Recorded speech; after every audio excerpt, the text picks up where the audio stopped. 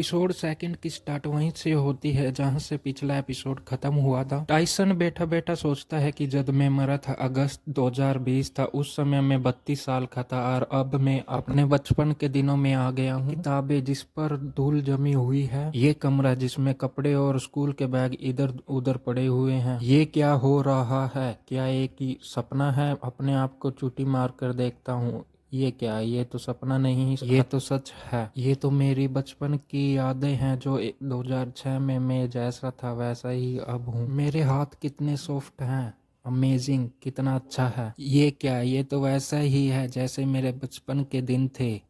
लेकिन रुको, मैं कितने साल का हूँ? 18 साल का। दादाजी, तुम मुझे झूठ नहीं बोल रहे थे, तुमने मुझे सच में ही मेरे बचपन के दिनों में भेज दिया। मेरी 32 साल की उम्र में मैंने बहुत ही ज़्यादा एक्सपीरियंस किया, अच्छे और बुरे का, लेकिन अब मैं अपनी जिंदगी दोबारा से जीने वाला हूँ। ये जो कुछ भी मेरी 32 साल की उम्र में हुआ, इस तरह की मेमोरी कभी भी बुलाई नहीं जा सकती।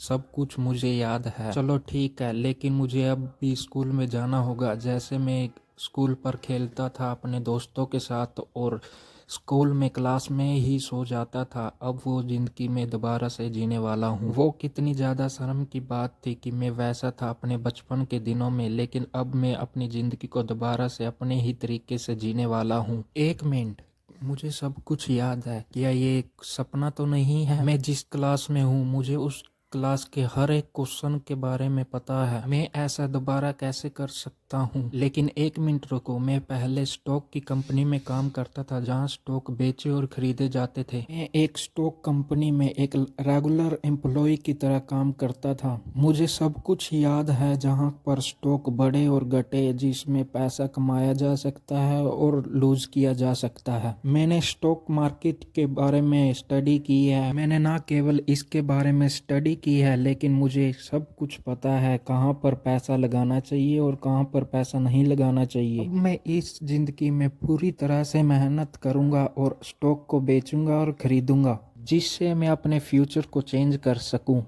लेकिन एक मिनट रुको, मेरे एंड सिस्टर ने कहा था कि वो मेरे लिए एक प्रेजेंट तैयार करके रखेंगे। वो कहाँ पर है? किस तरीके का प्रेजेंट वो ओल्ड मैन मुझे देने वाला था? टाइसन अपने आसपास देखने लग जाता है और एकदम उसके पास बहुत ज़्यादा रोशनी आ जाती है, जिससे वो अपनी आंखों को मीच लेता है। जब वो अपनी आंखों को खोलता है तो देखता है कि वहाँ पर एक कौवा बैठा हुआ है। तभी उसे एक आवाज़ आती है, बैठ जाओ यंग मैन, नीचे बैठ जाओ। अब मैं तुम्हें 5 एलिमेंट टेक्निक सिखाने वाला हूँ, जो एक माइंड मेथड है जिससे तुम्हें हर चीज़ याद रहेगी अगर तुम्हें वो चीज़ पता हो। जिससे टाइसन शॉक हो जाता है और कहता है, तुम कौन हो और मैं कहाँ पर हूँ? ओल्ड मैन टाइसन को कहता है कि मैं हेल्थ केयर मिनिस्टर हूँ, और अपने मन में सोचता है, क्या ये बच्चा मुझे नहीं जानता? ओल्ड मैन चिल्लाकर कहता है कि चलो जल्दी से बैठो वरना तुम सस्पेंड हो जाओगे। ये एक इनलीगल ट्यूशन है, अगर किसी को पता चल गया तो ना ही तुम कभी ट्यूशन ले पाओगे और ना ही मैं कभी ट्यूशन दे पाऊंगा। और मेन कैरेक्टर अपने मन में सोचता है कि ये क्या हो रहा है, illegal tuition, health care president, ये वो शब्द हैं जो मैंने अपनी ज़िंदगी में कभी नहीं सुने। ओल्ड मैन कहता है कि तुम्हारी बॉडी अच्छी है, और टाइसन कहता है कि क्या मेरी बॉडी और मेरी मसल अच्छी है? मुझे तो तुम्हारी बातों पर विश्वास भी नहीं हो रहा है। ओल्ड मैन कहता है, पोर्न देखना बंद करो वरना तुम्हारी हड्डी बहुत ही ज्यादा कमजोर हो जाएंगी। मेन कैरेक्टर सोचता है कि इस बूढ़े को इस बात के बारे में कैसे पता चला। फिर ओल्ड मैन कहता है कि रेमन खाया करो जिससे तुम्हारा ब्लड ठीक रहेगा। फिर मेन कैरेक्टर सोचता है कि मैं जॉब नहीं करता और इस दुनिया में बिना पैसे का कुछ भी नहीं मिल सकता। ओल्ड मैन टाइसन को कहता है कि अपनी आंखें बंद करो और इसे मैं जल्दी ही खत्म कर दूंगा। और टाइसन ओल्ड मैन को कहता है कि मुझे नहीं पता मैं कहाँ पर हूँ, लेकिन ये जगह बहुत ही ज्यादा खतरनाक मुझे लगती है। ओल्ड मैन चिल्लाकर कहता है, क्या तुम्हें टॉप 3 ट्यूशन के बारे में नहीं पता? जिसके बाद टाइसन ओल्ड मैन को कहता है कि तुम इतना चला क्यों रहे हो, मुझे ऐसे भी सुनता है, मुझे इसके बारे में पता है। ये एक मार्शल आर्ट है जो